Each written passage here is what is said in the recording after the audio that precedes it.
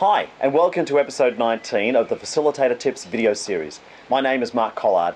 I'm an experiential trainer and author, and in this series I'm sharing just those little nuggets of wisdom that I've discovered over the years. And today I want to focus on this: try new things all the time.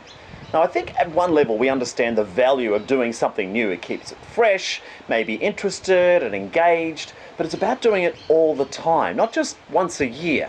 I think of the almost 30 years I've been involved with this industry, introducing many group games and activities. I look at my program today, even just from 2 years ago, and they are almost chalk and cheese. Barely anything that is recognizable that would overlap between the two, because I'm constantly looking for new stuff.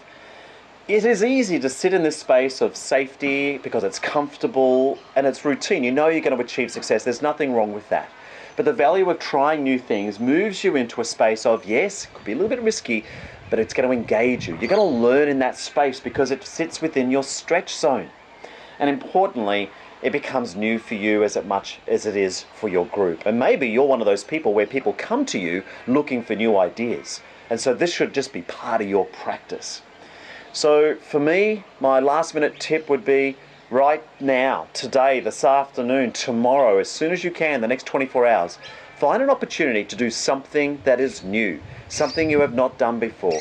Jump onto the activity database, look for a new activity, talk to a colleague, find a new strategy, or if another facilitation tip you haven't tried before, and integrate it quickly into your routine. It doesn't have to be very long or big or dramatic, but do that. And then once you get comfortable with it, do it over and over again and continue to expand not only your repertoire, but also your profession as well and your development as a person in this space. That is the end of this episode. If you find value in that snippet, then I encourage you to check out all of the other episodes, but also share this with your friends and colleagues. Leave a comment. I'd love to hear from you.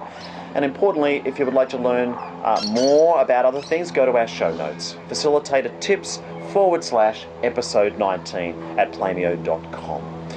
Thanks again so much for listening. I hope you found value in this. I'll see you next time. Bye-bye.